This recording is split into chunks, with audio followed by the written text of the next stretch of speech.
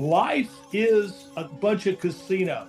And when you get in those casinos, there's all sorts of games you can play. When I talk about luck, I'm talking about looking for luck, finding luck, enhancing luck, improving luck.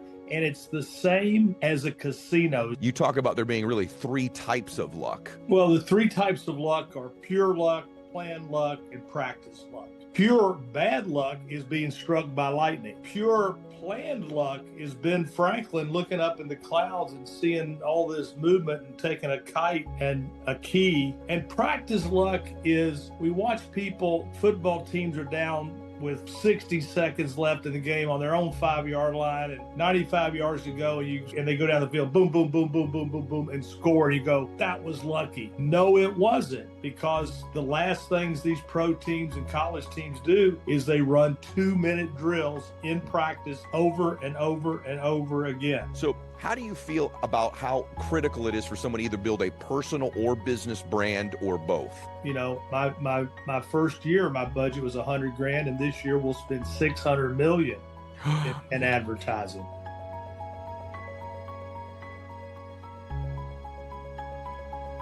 All right, welcome back to the show, everybody. So I wanted to have this man on the show for a while. I mean, I've watched him on TV for, forever, and he is, not only is he an attorney, but he's built one of the great brands in the United States, really in the world. And I wanted to pick his brain, obviously, about the brand that he's built, but also the success he's had in his life. He's become an incredibly wealthy man.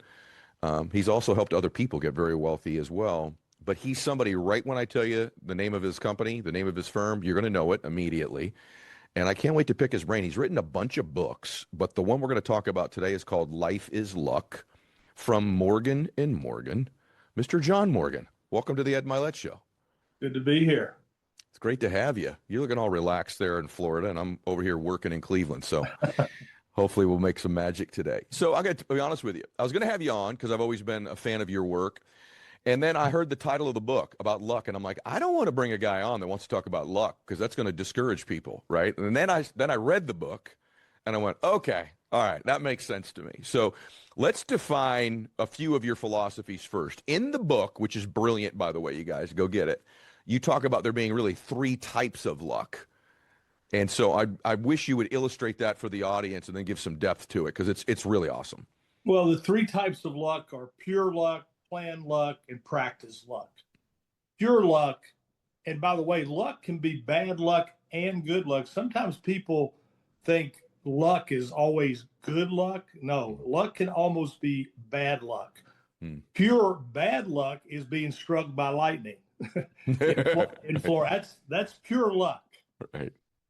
Pure planned luck is Ben Franklin looking up in the clouds and seeing all this movement and taking a kite and a key and stretching it out to the clouds and go, that's right. Planned luck. Right. And practice luck is we watch people, football teams are down with 60 seconds left in the game on their own 5-yard line and 95 yards to go, and they go down the field, boom, boom, boom, boom, boom, boom, boom, and score. And you go, that was lucky. No, it wasn't, because the last things these pro teams and college teams do is they run 2-minute drills in practice over and over and over again. I write my book about Grant Hill's luck. Yes. He threw the pass to Kentucky. I told him one time when we were flying back, I said, that was the luckiest thing. He said, no, it wasn't luck, John. He goes, we practice that play every day in practice, and we tried it with Wake Forest, but I threw it down the side. Didn't work, so we said we're going to do it at the top of the key. And when the time came for Grant Hill to make that pass to Christian Laettner, they had practiced that play, which is the most iconic play in the history of college basketball. They practice it every day at the end of practice. Wow. And when it came time to go, Coach K calls him over to the sidelines. He says, Grant, can you make the pass? He says, I can make the pass. Christian, can you make the shot? I can make the shot. Let's go win this game. And that practice luck turned into the greatest luck ever in college basketball. Broke my heart because I'm from Kentucky. I was watching that game live. I remember thinking, I did not know the backstory. I thought that was just pure luck. Right. Yeah. And we look, and that's why the book is misleading, because It is. people think luck is, hey, I'm rolling dice. Well, I also talk in the book about casinos. Mm-hmm. Life is a bunch of casinos. There's this casino and that casino, and we have all these casinos we can go in to find our luck, to find our success. And when you get in those casinos, there's all sorts of games you can play to be lucky or unlucky. Now, you go into the casino. There's rules in the casino. The dealer deals you 2 aces. What do you do? You know? Split them. Okay, you're a degenerate gambler. You split them, because that's the rule. You get hit. You're sitting on 16, but they're showing 10. What do? You hit. They're showing 5. They're showing 10, they're showing 5. What do? You stick. All those rules. Now, there's slot machines that are loose slot machines. Yeah. Where are they loose? In the bullshit casinos off the strip or in some little honky tonk in Reno. The better machines that the better casinos have are not loose. So if you go down off the strip, you have a better chance of winning. That's what life is all about. So when I talk about luck, I'm talking about looking for luck, finding luck, enhancing luck, improving luck. And it's the same as a casino. It's the casino you choose. By the way, if you go in a casino and play Keno, you're going to lose your rear end. You're so funny. Who's the degenerate gambler now?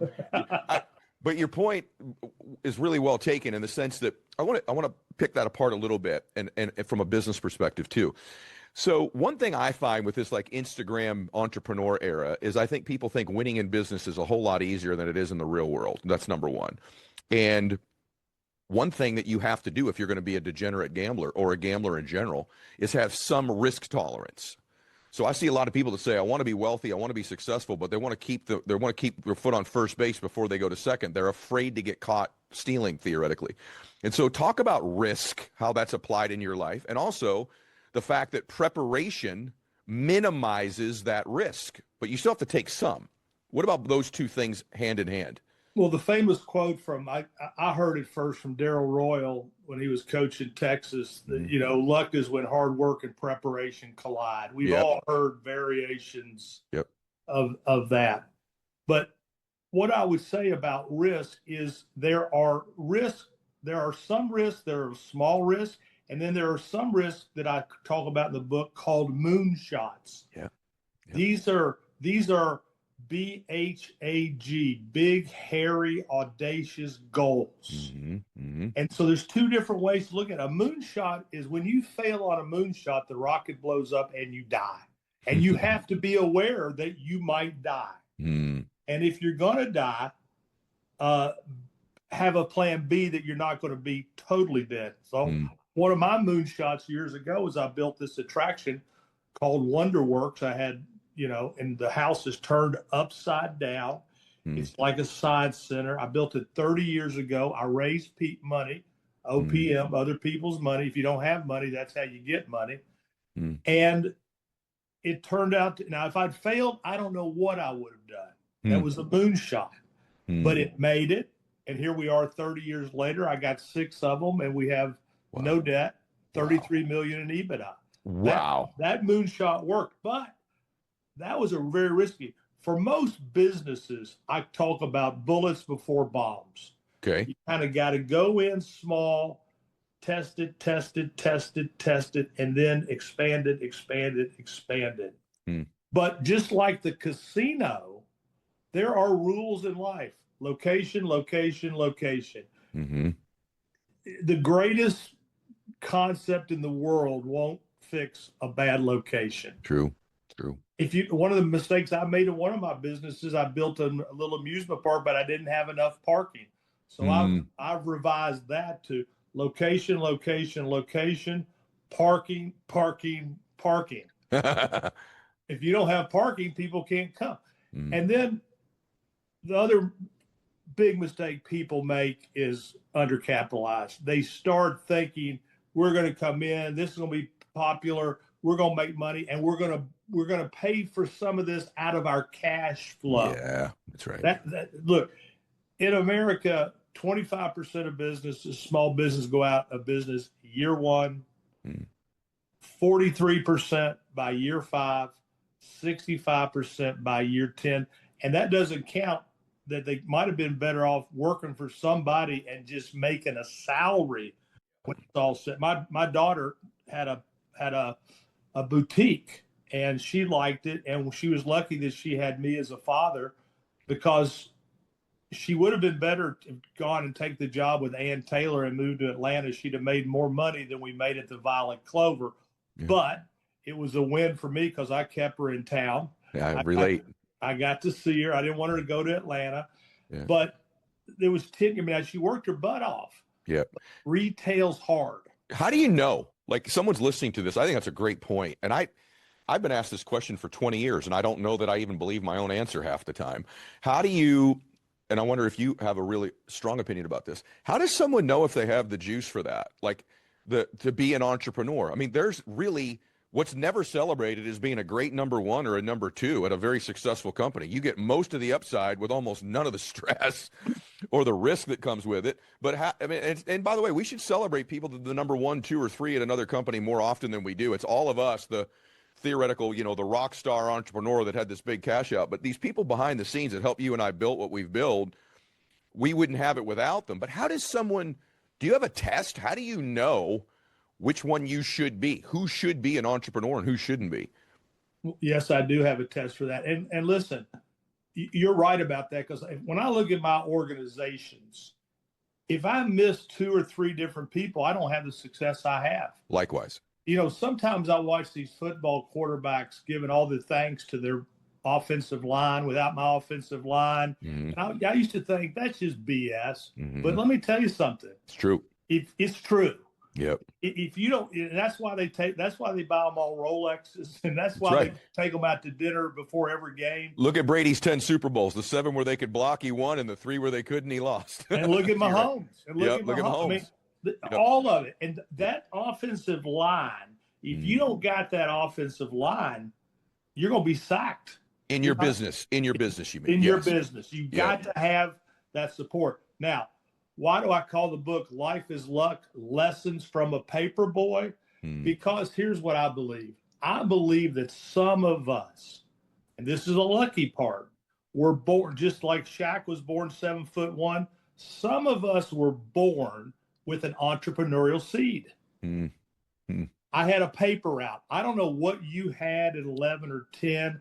I would bet I did. If it wasn't mowing grass, I don't know how old you are, you look young. If it wasn't a newspaper route, there was something you were doing.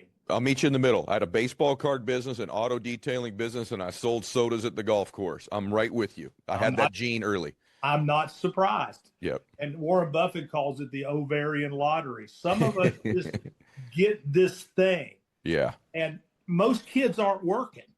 Mm-hmm. If you remember your friends, they weren't working. So true. And so for all of us paper boys, I worked at a golf course too. I went out and did range balls and worked at the pro shop and got tips. And you kind of learn a lot in a golf shop too. Yeah, you do. So you're born with that. Now, what I would say to people, there are tests. Briggs-Myers is an unbelievable test. Sure is. A lot of people don't test people. Mm-hmm. One time I brought in all my people and we gave them all the tests. And then the person who was facilitating told everybody, you go to table 1, table 2, table 3, table 4. And when I looked at all the 4 different tables, the one table was the high A personalities organized. The other table was the high A personalities disorganized. And then there was this one table with these sad sacks, the lowest producers, the Eeyores of the Disney parade, just over there, head down. And it was so I said, you know what? I got to start using these bricks. So if you're running a business and not testing before you hire, you're making a big mistake, because it's right there. The hardest thing about a business is people. It's a fact. It's the hardest thing about any business, whether it's my attraction business or my hotels or my law firms, it's always the people. And so look, you need a test. It doesn't cost hardly anything, and all of a sudden you know it. I had a real estate company that we owned, and we would test the people coming in. It was like, this person is going to be a superstar. This person can be developed into a superstar. This person shouldn't be hired, and this person, don't even, just get them out. Get them out. Yeah. Get them out. Yeah. And save yourself the time. So if you're going to play this casino game, give a test. Briggs Myers is free. Yeah. And there's other tests that are even better than Briggs Myers that shows if the applicant is lying about their answers. You're right. By the way, guys, when you Google it, it's probably going to be Myers-Briggs. But yeah, they're Myers-Briggs. But they're interchangeable. You saw, I wrote in the book about dyslexia. So no, but they're both. They find it. I just want to make sure when they Google it. I'm convinced I'm dyslexic, so that's why I said it. Well, I'm convinced you're super wealthy in spite of that. So that's. By the way, you've written enough books. You can't be that dyslexic. But I want to ask you. You know, this luck thing. I just had some young men were visiting my place, and my son was one of them. They were talking about, you know, the blessings that I've had. I call them blessings, but I said, here's my biggest luck or blessing, was that I sort of stumbled. I didn't do it intentionally, but this is a formula. I'd like you to talk about it. I did figure out I don't have a lot of talents, and that's not false humility. I do have a couple though. And one of them is my ability to communicate and persuade and transfer energy verbally or in person. I think that's a skill of mine. I'm intense and I'm a competitor. I happen to pick businesses that took advantage of my proclivities. And I don't think enough people, I think they get into what they like, but maybe not what they would be naturally good at. I don't think business has to be that difficult if you actually choose something that's in your lane or your sphere of genius. And to your point about testing, maybe it's just some self-awareness. What are you good at? Is it organization? Is it structure? Is it problem solving? Is it, you know, steamrolling through a problem? But for me, one of the great blessings of my life is very young. I found businesses, but one in particular, that took advantage of a couple talents that I had that could develop into skills. Started with a talent, became a skill. Is that true for you as well? And what would your advice be about that? If you're looking for a new path to help your child succeed this year, there's still time to enroll in K-12 powered online schools. This could be the perfect fit for your family. They offer, listen to this, tuition-free, accredited, online public education for students kindergarten through 12th grade, with a curriculum designed to meet your child where they are and support their needs, even their unique ones, their unique interests, their unique goals, even extracurricular activities to connect with peers and explore interests.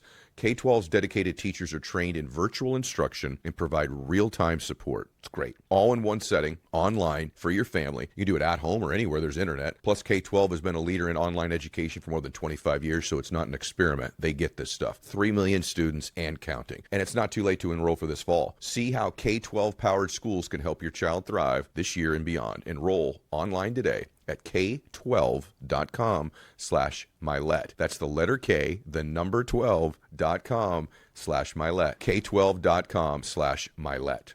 Scaling a business requires the right expertise and at the right time. Upwork helps growing teams quickly bring in specialized freelancers so you can move faster and take the business to the next level. Upwork's a one-stop platform where you can find, hire, and pay expert freelancers across the web and software development, data and analytics, marketing, business ops, and a whole lot more stuff. Upwork helps grow your business by giving you fast access to specialized talent so you can fill skill gaps, launch projects faster, and scale support up or down without committing to a full-time headcount and ruining your overhead. With Business Plus, you can access the top 1% of talent on Upwork. You'll get matched to the right freelancer in under 6 hours. Upwork also cuts down operational hassle by handling things like contracts and payments in one place. So here's the deal. You just spend more time running your business, not doing payroll and looking for the right people. They'll help you do that part. Visit Upwork.com right now and post your job for free. That's Upwork.com to connect with top talent ready to help your business grow. That's UPWORK.com.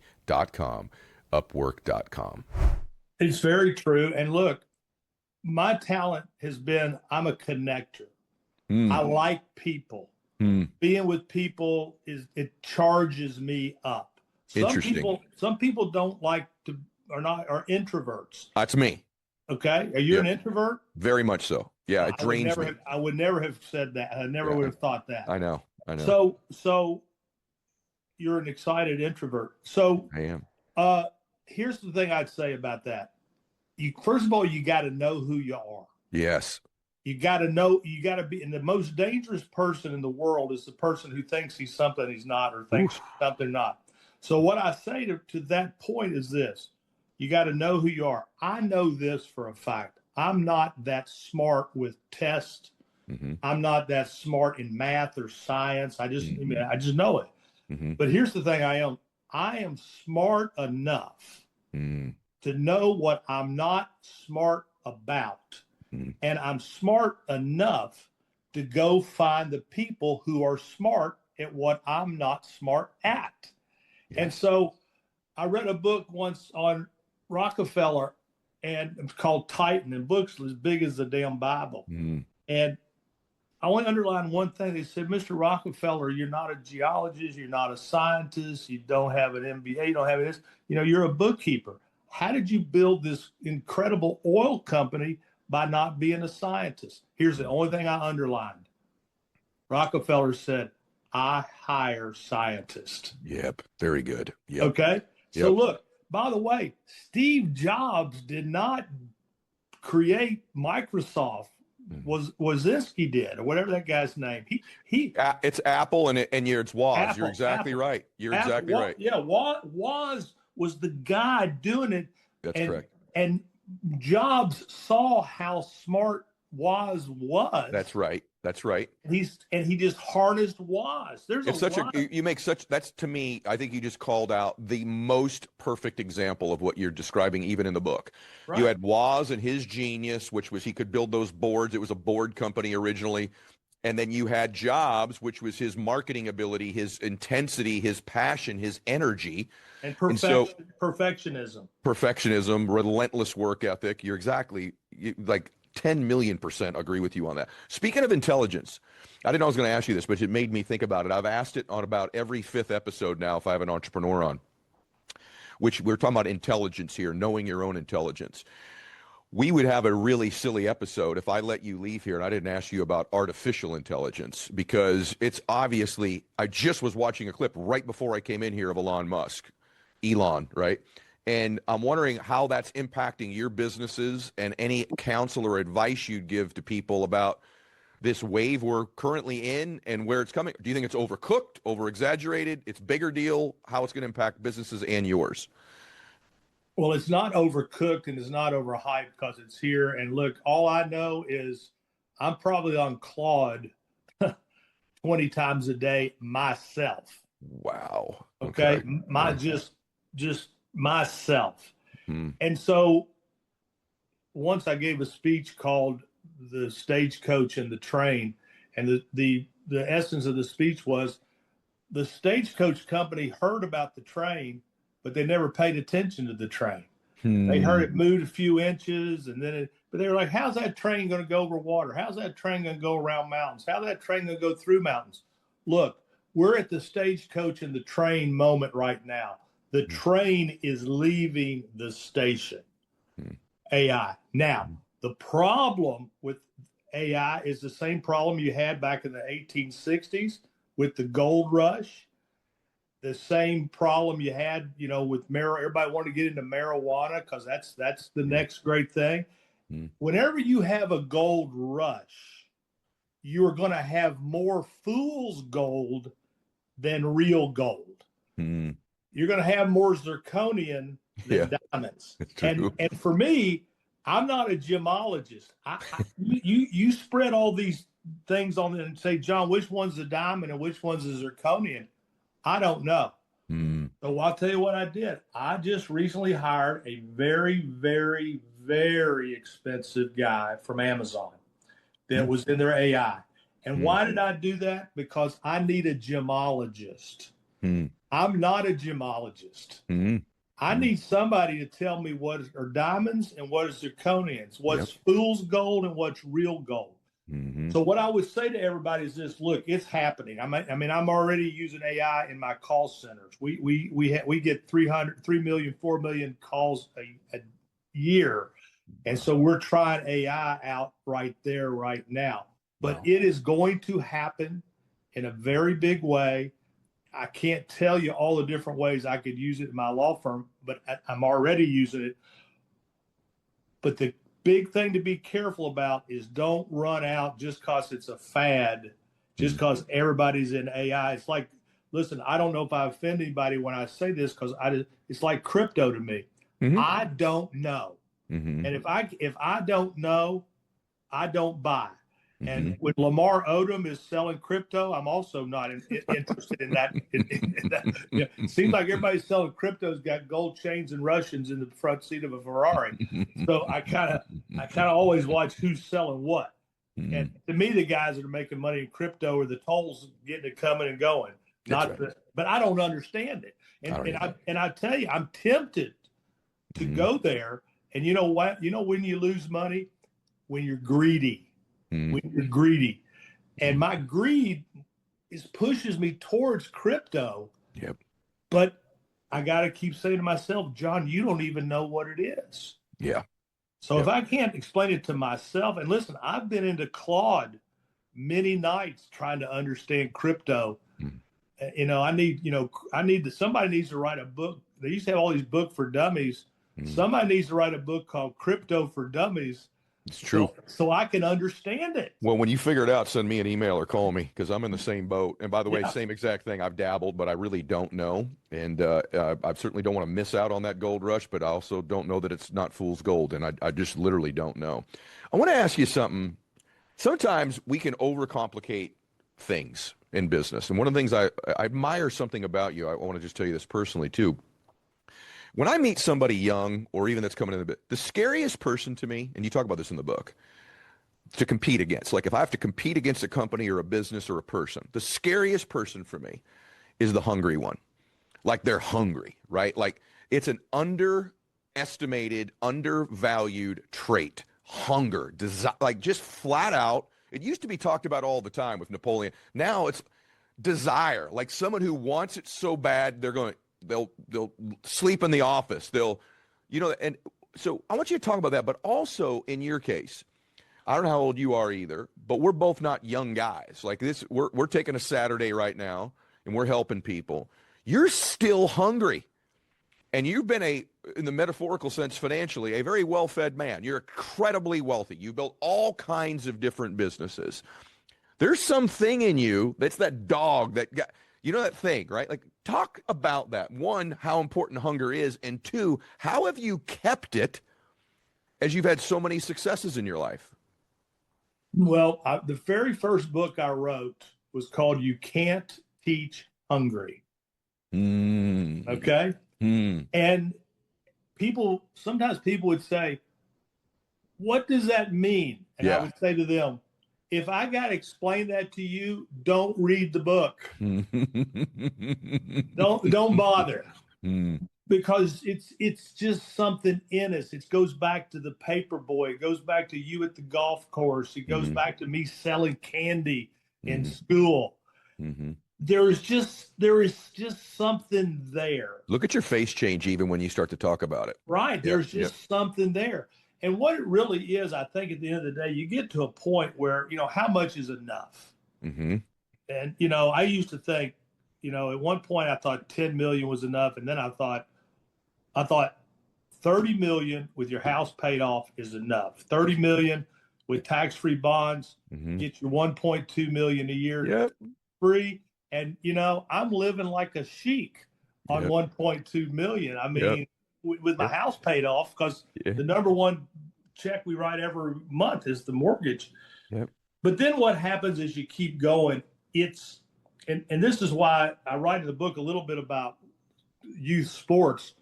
Why you see so many jackasses coaching youth sports, because most people don't get up every day and win or lose.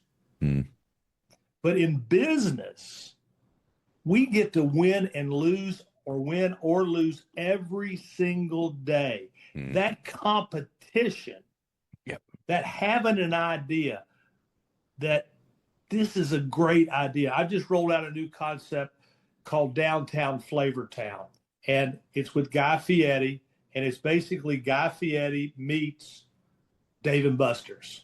So it's nothing new. It's nothing revolutionary. It's a redemption arcade with food and booze and bowling alleys. But I looked at it, I go, Dave & Buster's has a monopoly on all this.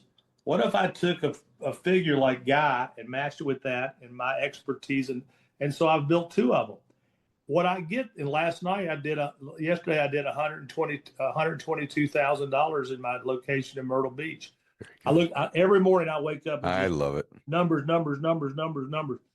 But what about is that business is not going to change my life at all. But you know what? The satisfaction of finding the location, building it out, saying this is going to work. And when it works, it's like a Broadway play. When you're there at that Broadway play that you've written, the music and the people are standing up and they're cheering, you go, I was right. I knew what they wanted. And there is a satisfaction that's bigger than money. It's bigger than money. It's really well said, John. That's really well said. Yeah, it's just bigger than money. It's like I figured out what I built an attraction. Everybody's like, oh my God.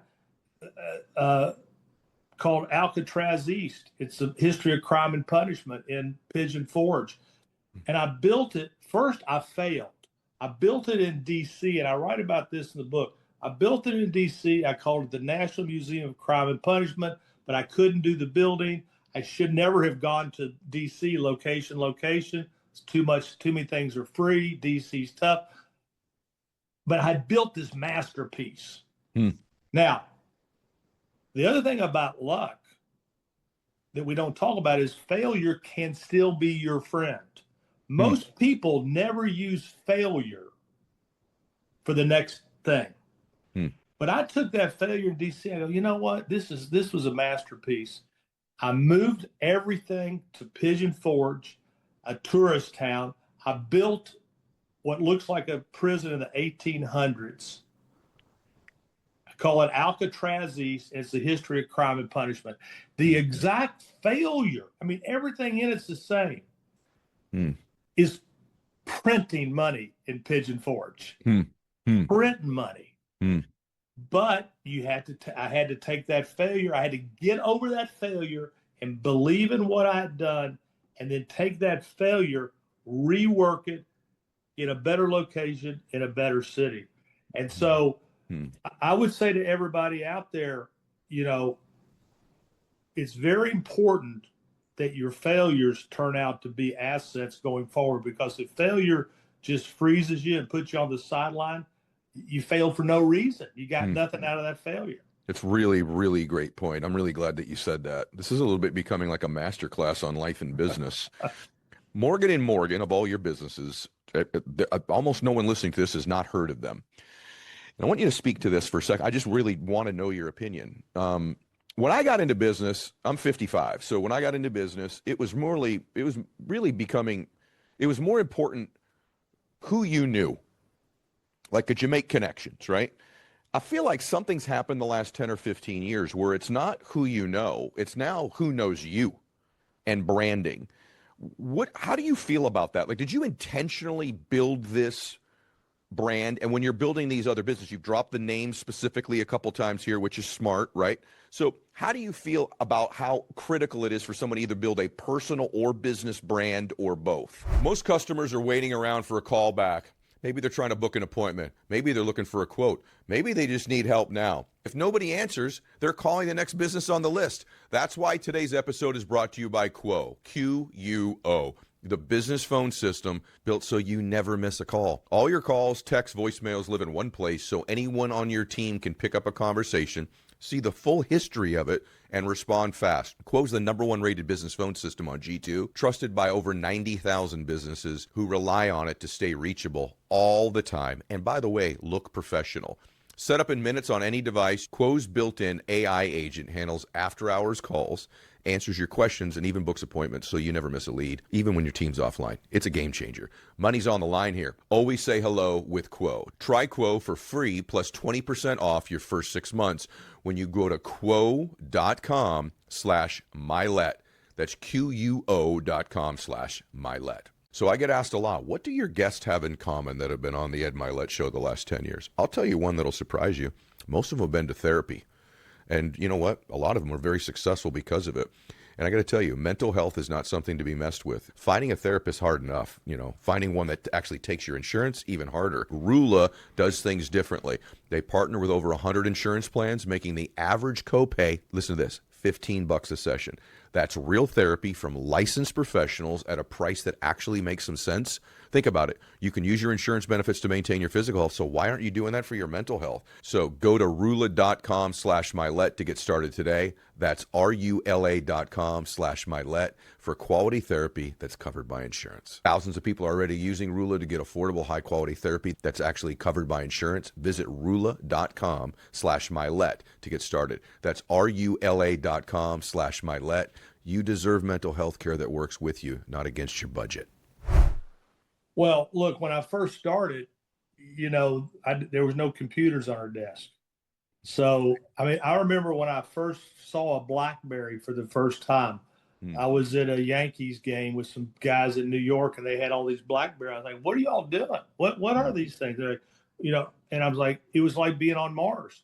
And I went back and I got my URL, for thepeople.com. That the next week I started thinking about what should my URL be. Wow. Okay.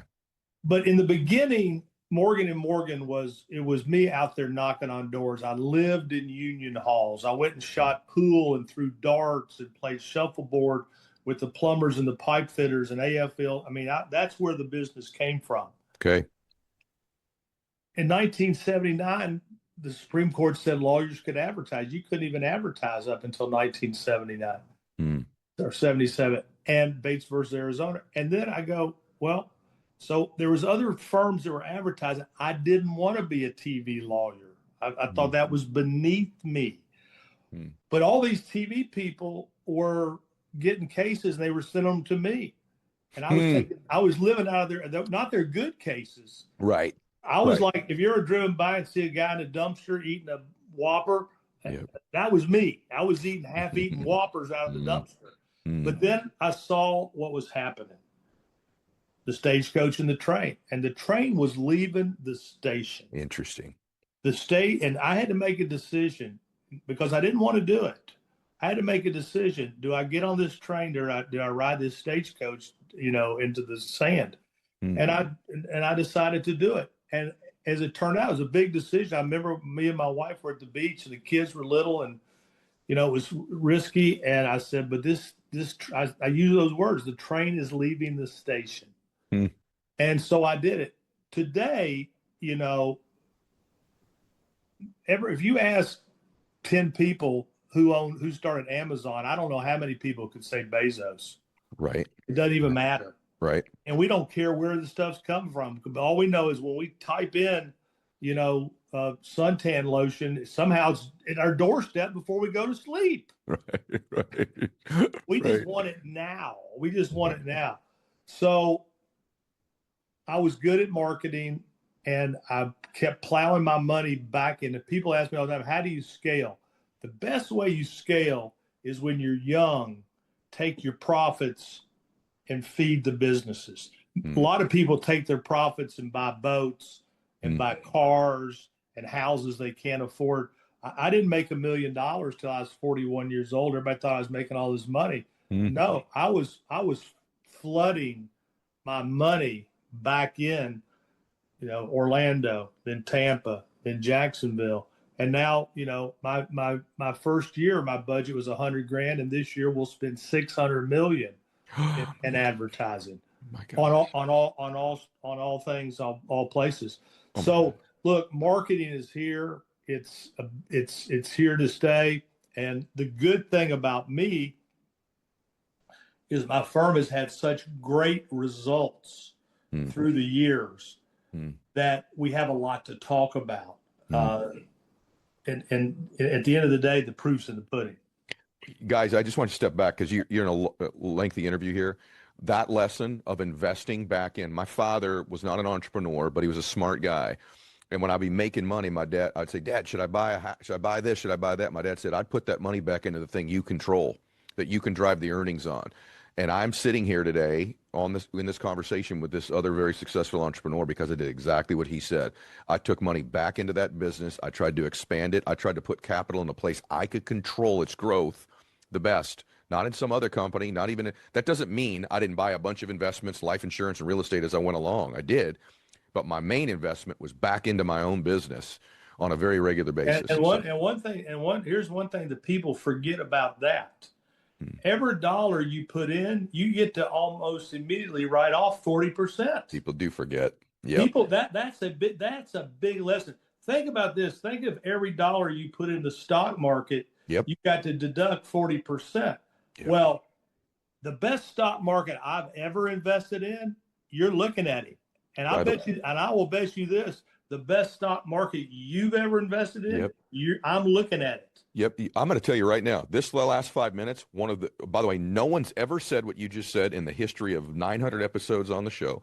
And I'm telling you all, that is one of the most profound, best clips we've ever had on the show is what we just talked about, investing back in. But one of the reasons is that is a deductible. You got a 40% return if you're an entrepreneur before you even got a return on your return. So right. That was awesome. Right. Let me ask you this, like just a broad question, because we're on limited time. You look back at your life from the paper route to now, and I just watched an interview with the guy from NVIDIA, and they said, hey, if you knew now how hard it was to build what you were going to build, and what advice would you give the young you? And he really thought about it for a second. You know what he said? He goes, I probably wouldn't have done it. If I knew how hard it was going to be, I probably wouldn't have done it. I thought, well, that's an honest answer. That's a real entrepreneur. I mean, I don't know whether I agree with that or not, but that's a real answer. I'm wondering, let us into your life a little bit.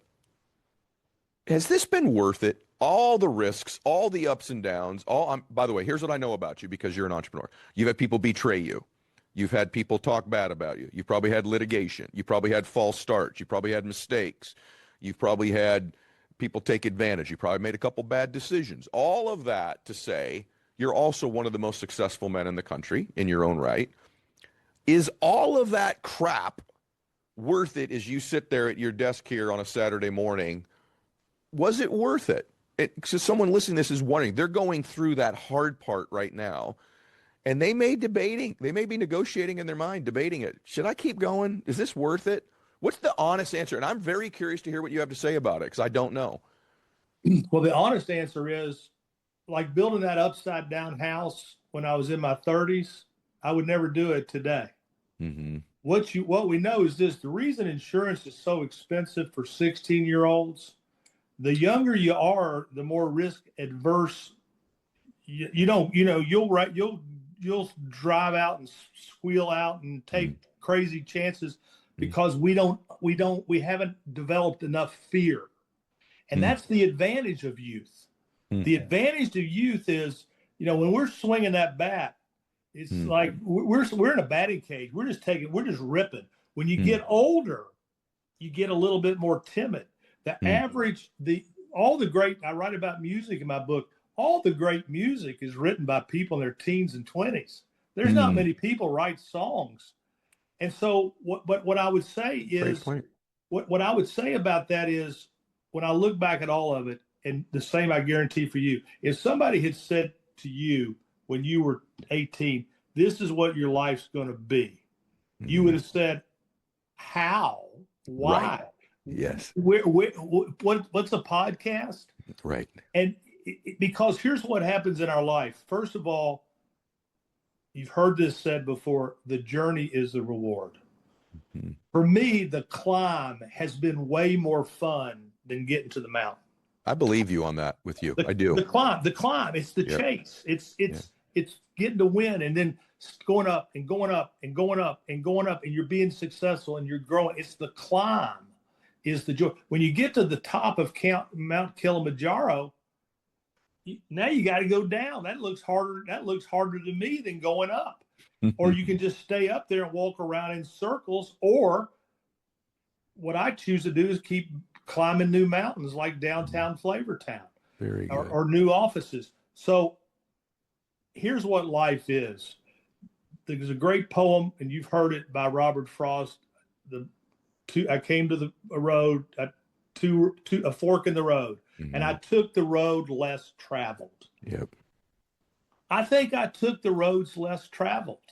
And the end of that poem, Robert Frost says, I took the road less traveled, and that has made all the difference. When we come to these forks in the road, as young people, we don't really know what's down either road.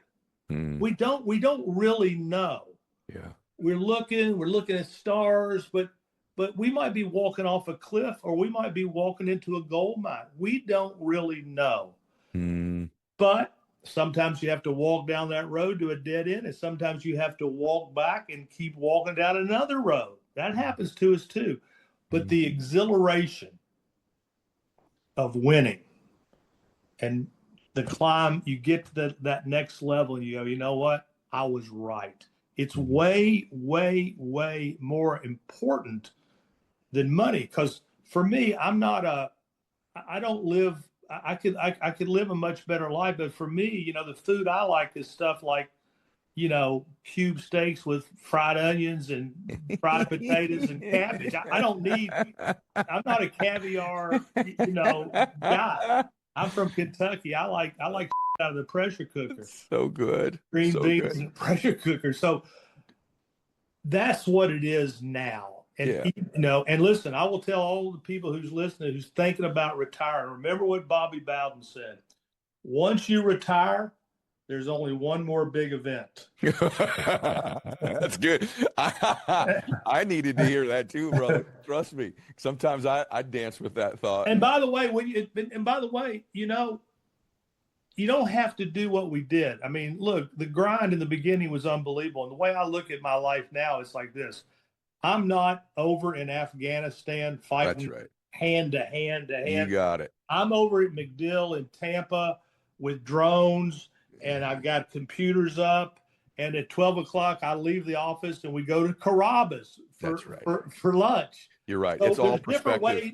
There's different ways to fight the war. That's right. The older you get, the more, and especially in this day and age. Look, you're in Cleveland, I'm at the beach, and we're working.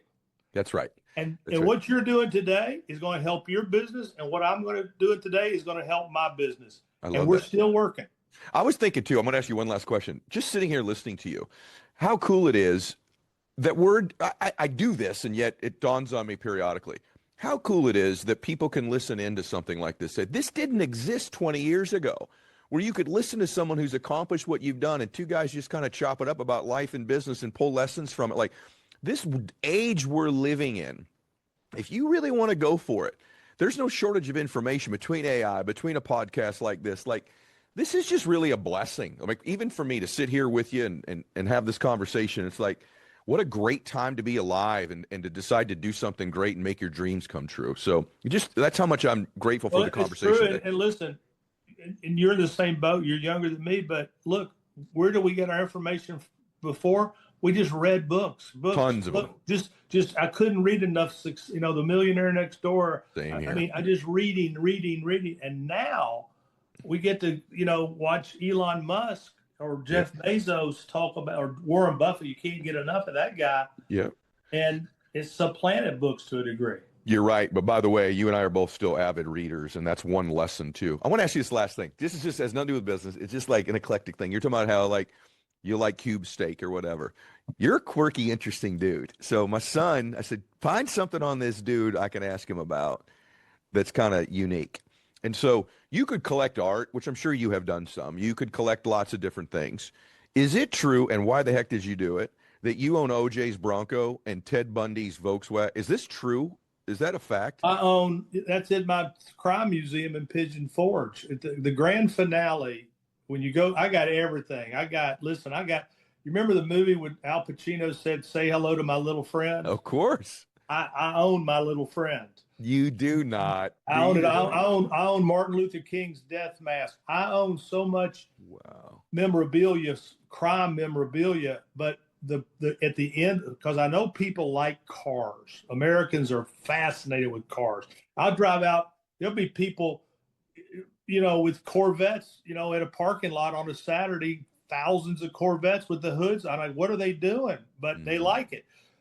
So what I did for my museum, I said, look, I'm going to have grand finale is going to be cars. And so what I got in the grand finale, I got John Dillinger's sedan, that he got shot through, Bonnie and Clyde's death car from the movie, Ted Bundy's VW. I just got the Murdoch golf cart from the Murdoch killing. You do not have I got that. John Bonet's bicycle, but the grand finale is OJ's Bronco. Oh my gosh. You know, that's my Mona Lisa at my museum. So anybody listening, Alcatraz East, Pigeon Forge, Tennessee, Flavor Town's right behind us, and right down the road is Wonderworks. You can do all sorts of things in Pigeon Forge, Tennessee.